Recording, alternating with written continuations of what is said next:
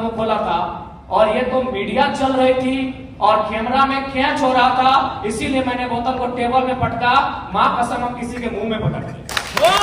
अगर आप चाहते हैं मेरे अंदर की आक्रामकता कम हो, आप चाहते हैं मेरे अंदर की उग्र भावना कम हो, तो आज प्रबुद्ध लोग बैठे हैं।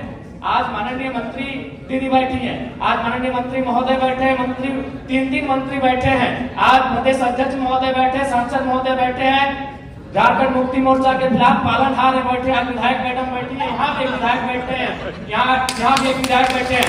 ये लोग तय करें कि इस प्रकार का जुल्म, शोषण, अत्याचार एक आम व्यक्ति पे, यानी जो लोग हाशिए पर हैं, जो लोग निम्न स्तर पे हैं, उनके साथ अन्याय नहीं होगा। जयराम महतो प्रेम की कविताएं लिखेगा, इनकलाब की बातें नहीं करेगा। देखिए, हम भी एक पढ़ा लिखा छात्र हैं और वर्तमान में पीएचडी का स्कॉलर है। विनोद बिहारी महतो विश्वविद्यालय धनबाद से इंग्लिश लिटरेचर में पीएचडी कर रहे हैं। और बिल्कुल आज से 2 साल पहले मेरा ना ये कैरेक्टर था, ना मेरा ये व्यवहार था, ना मेरा ये स्वरूप था। लेकिन यदि आप पा रहे हैं कि मेरे अंदर आक्रामकता आई है, यदि आप पा रहे हैं कि मेरे अंदर कुछ हिंसक विचारधारा आई है, ठीक है, मैं स्वीकार करता हूं, खुले मंच पे स्वीकार करता हूं। लेकिन एक बात बताइए, यहाँ जितने भी प्रबुद्ध लोग बैठे हैं, जब मैंने, ठीक है, मैंने कुछ ऐसी बातों को कहा जिनमें हिंसा प्रतीत हो रही है, लेकिन उस बात को समर्थन करने वाले 99% होते हैं। जैसे हाल फिलहाल आपको मेरा बागमारा का वो वीडियो क्लिप पूरे देश में वायरल हो रहा है, जिसमें मैं एक बोतल को टेबल में पटक रहा हूं। उस वीडियो को जो अपने आप को सो कॉल्ड पढ़े लिखे मानते हैं, उन्होंने कहा कि नहीं ये गलत है, लेकिन 99% लोगों ने कहा कि नहीं ये सही है, ये लड़का ठीक कर रहा है। अब सवाल ये है कि ठीक है, मेरी बातों में हिंसा है, लेकिन हिंसा की विचारधारा को 99% लोग पसंद क्यों कर रहे हैं? ये इस राज का सबसे बड़ा कारण है। यानी इसका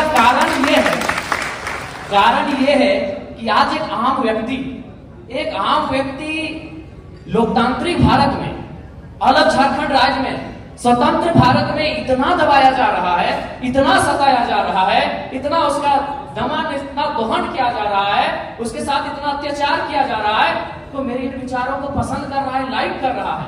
उदाहरण के लिए जो बागमारा को लेकर आप चर्चा कर रहे हैं, जिस वीडियो की, जिस मेरे वीडियो को आज पूरे देश में लगभग 50 लाख से ज्यादा लोगों ने देखा, मैं आपको थोड़ा बधाई देता हूं। वहां बीसीसीएल की एक योजना है, बीसीसीएल खनन का कार्य करती है। ये आपको भी मालूम है कि अब सारी कंपनियां टेंडर देती है। वहां टेंडर दिया है संजय उद्योग को और खेमका कंपनी को। वहां जो मजदूर है 2018 से काम कर रहे हैं, यानी 6 साल है, 6 साल से उनका वेतन वही का वही है। और सबसे ताज्जुब और हैरत की बात है कि उनका एचपीसी वेतन 32,000 होता है। ताज्जुब कीजिएगा और लोकतंत्र के होने पे शर्म भी कीजिए, उनको 6,000 वेतन मिलता है। उससे भी ताज्जुब की बात है कि ना बीसीसीएल जिम्मेवारी ले रही है कि किनके वर्कर हैं, और ना ही खेमका और संजय उद्योग जिम्मेवारी ले रही है ये किनके वर्कर हैं। उससे भी ताज्जुब की बात है, उनको जो पेमेंट मिलता है 4,000 मिलता है, 6,000 मिलता है, वो पेमेंट ना बीसीसीएल दे रही है, ना संजय दे रही है, ना खेमका दे रही है। तो बताइए किसका खून नहीं खोलेगा? मैं बनावटी इंसान नहीं हूं।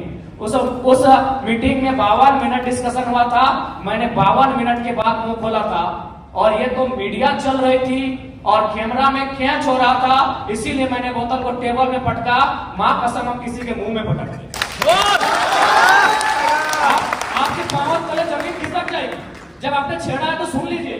यही विनोद बिहारी विश्वविद्यालय में एक कंपनी, एक एजेंसी ने टेंडर लिया है, मजदूरों को ज्वाइनिंग लेटर के साथ साथ रिजिग्नेशन लेटर पे साइन करा गया। इस भारत में कहां होता है यार? मैं आक्रामकता की बातें करता हूं, कारण कौन है? रिजिग्नेशन लेटर में साइन कराया गया है, कौन देगा उत्तर? भारत देश में 4 स्तंभ है कहने को, न्यायपालिका, कार्यपालिका, विधायिका, पत्रकारिता। कौन रिस्पॉन्सिबल है कि ज्वाइनिंग? ताजुब की बात है, ज्वाइनिंग लेटर भी मिला है और उनको साइन भी करा लिया है। क्या बोलते हैं रिजिग्नेशन लेटर? रिजाइन लेटर में भी साइन करवाया गया है। और एक घटना गोमिया की, जब मेरा सभा था बेरमो में, वो लड़का आया, उसने कहा कि जो एजेंसी है उनको पेमेंट देना होता है 20,000, लेकिन मेरा शर्त है उनका कि 20,000 आपके अकाउंट में देंगे, आपको 8,000 रिटर्न करना होगा, नहीं तो नौकरी से निकाल देंगे। उसके बाद भी अगर आपका खून नहीं खोलता है तो आप बनावटी लोग हैं, असल लोग नहीं है। अगर आप चाहते हैं मेरे अंदर की आक्रामकता कम हो, आप चाहते हैं मेरे अंदर की उग्र भावना कम हो, तो आज प्रबुद्ध लोग बैठे हैं। आज माननीय मंत्री दीदी बैठी है, आज माननीय मंत्री महोदय बैठे हैं, मंत्री 3 मंत्री बैठे हैं, आज प्रदेश अध्यक्ष महोदय बैठे, सांसद महोदय बैठे हैं, झारखंड मुक्ति मोर्चा के खिलाफ पालनहार है बैठे, आज विधायक मैडम बैठी है, यहाँ भी एक विधायक बैठे हैं, यहाँ भी एक विधायक बैठे हैं। ये लोग तय करें कि इस प्रकार का जुल्म, शोषण, अत्याचार एक आम व्यक्ति पे, यानी जो लोग हाशिए पर हैं, जो लोग निम्न स्तर पे हैं, उनके साथ अन्याय नहीं होगा। जयराम महतो प्रेम की कविताएं लिखेगा, इनकलाब की बातें नहीं करेगा। विश्वास कीजिए, वो व्यक्ति का भी नाम बता देंगे, ऐसा नहीं। अग्रेसिव गवर्नमेंट आनी चाहिए और मेरा यही एग्रेशन मेरे मुझ में रहेगा, क्योंकि मैं ना संजय मेहता जी के तर्ज पे मैं बरी से आता हूँ, ना मैं चौपारण से आता हूँ, ना मैं गढ़वा से आता हूँ, मैं धनबाद से आता हूँ। मैं एक घटना सुनाता हूँ सुरेश महतो की, और विधायक मैडम बैठी है, हालांकि उस समय वो बहुत किस्सा पुराना है, वो झरिया विधानसभा की घटना है, वो भोरा क्षेत्र की घटना है। एक व्यक्ति, उनका नाम है सुरेश महतो, मैं उस कौम का बेटा हूँ। एक व्यक्ति थे, उनका नाम था सुरेश महतो, मैं उस कौम का बेटा हूँ। उनको मारा गया था, उनकी सांसें थी, उनके दोनों पांव को काटा गया था, उनकी सांसें चल रही थी, उनके दोनों हाथ को काटा गया था, उनकी सांसें चल रही थी, उनके दोनों आंख को निकाला गया था। इसीलिए मैं मीठी बात करने नहीं जानता, मुझे लगता है क्षेत्र से आता हूं जहां हमने सिर्फ कत्लेआम देखा है। झारखंड हमने बनाया गया, निर्मल महतो के सीने में गोली लगी थी, तब झारखंड का चर्चा दिल्ली में हुआ था, तब राजीव गांधी को पता चला था कि हाँ झारखंड की डिमांड किया जा रहा है। तो मुझे लगता है एक बार ये श्रीमान, ये नियम कानून, एक बार एग्रेशन की गवर्नमेंट होनी चाहिए, बाकी युद्ध डिसाइड करे। मेरा जो व्यवहार है फॉलो अप के मंच में भी मेरा यही व्यवहार है, पसंद लगे वोट कीजिएगा, ना लगे इग्नोर कीजिए।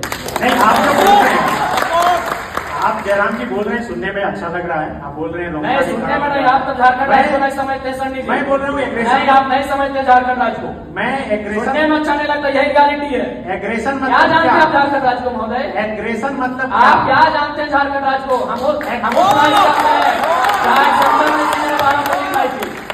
हम झारखंड चाहते हैं, जहाँ MP member of parliament Sunil Mahato ने 1, 2, 3, 4, 5, 6, 7, 8, 9, 10, 11, 12 को दिखाई थी सांसद ने। क्या सुनने में समझता है, तब आप झारखंड को नहीं जानते। एग्रेशन मतलब क्या? एग्रेशन मतलब यही है, कठोर डिसीजन, त्वरित कार्रवाई। आज कार्रवाई किस पे होती है? एक ठेला पे काम करने वाला है, तुरंत कार्रवाई होगी। एक मजदूर है, पुलिस तुरंत कार्रवाई करेगी। आपकी कार्रवाई उस समय काहे नहीं होती है? जब बड़े बड़े लोग आपकी गिरफ्त में आते हैं, बड़ी बड़ी मछलियां जाल में फंसती हैं, क्यों कार्रवाई नहीं होती? हम लोग आते हैं तो छोटा रहे या बड़ा रहे, जो गलत रहे उस पर कार्रवाई हो। मेरा सवाल वही था कि एग्रेशन मतलब क्या? एग्रेशन का मतलब है कठोर डिसीजन। एग्रेशन मतलब एग्रेशन का मतलब है कोई दबाव नहीं, एग्रेशन का मतलब है कॉर्पोरेट से कोई भय नहीं, एग्रेशन का मतलब है अमीरों के चंदे से पलना नहीं।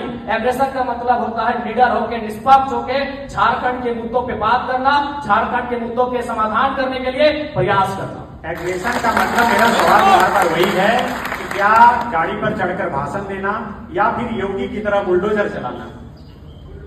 देखिए, भाषण देना हमारा सिद्धांत नहीं रहा है। एक सवाल, आज राजभवन में लोग धरने पर बैठे हैं, मुख्यमंत्री के आवास पे लोग धरने बैठे हैं, आज सीजीएल के जेएसएससी कार्यालय के बाहर लोग धरने पे बैठे हैं। आंदोलन रोज होता है, लेकिन जयराम महतो एक 50 लड़कों के आंदोलन से आज सीएम का फेस बन के कैसे सामने आया? इस सवाल का उत्तर कोई दे।